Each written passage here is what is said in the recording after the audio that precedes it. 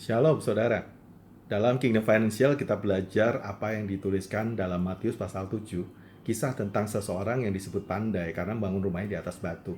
Yaitu orang-orang yang melakukan firman ketika diajarkan.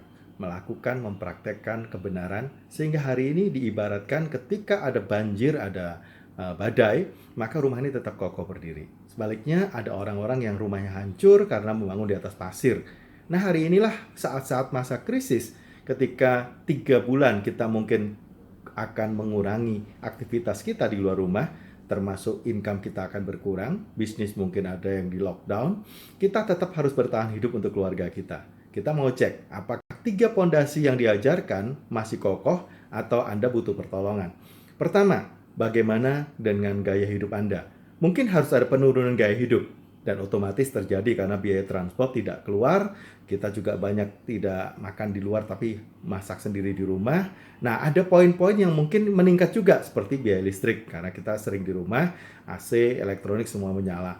Nah, kita perlu sesuaikan anggaran yang dulunya ada pos yang besar bisa diefisiensikan. Mungkin ada yang butuh biaya lebih tinggi, pulsa misalnya, itu akan kita lakukan pengeluaran biaya yang lebih besar. Nah, itu wajar saja, tapi total seefisien mungkin kita pasti menghemat dibandingkan kondisi ketika normal.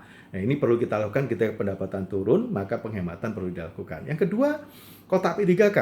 Setelah di-adjust biaya hidup tadi, gaya hidup kita mungkin turun, tapi kualitas hidup kita membaik, karena ada hubungan keluarga, kemudian bisa makan bareng di rumah dan seterusnya, maka kita juga bisa melakukan bagaimana mengatur 3-6 bulan kotak P3K, tabungan yang selama ini kita anggarkan ketika ada masa krisis seperti ini, pakailah.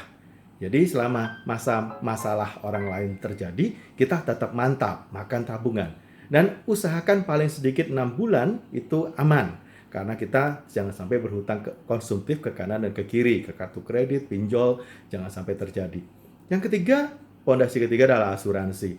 Kalau ada keberatan, tetap angsur tiap bulan. Gunakan angsuran tiap bulan bisa dilakukan, tapi jangan sampai lapse. Jangan sampai ada musibah yang lebih besar membuat kita harus keluar uang yang lebih besar lagi. Pertahankan asuransi yang ada, kesehatan khususnya. Yang kedua, mungkin ada kerugian, misalnya banjir atau kebakaran, tetap harus Anda bayarkan.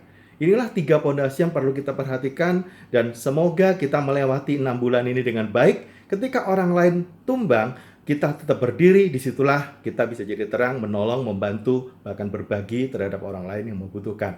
Itulah menara yang kita bangun, bersinar dan bisa menjadi pertolongan untuk orang lain. Dan mereka melihat bahwa ada Tuhan ketika memelihara kita, kita tetap ada dalam aman dalam lindungan Tuhan.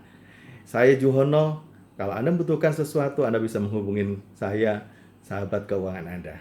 Puji Tuhan.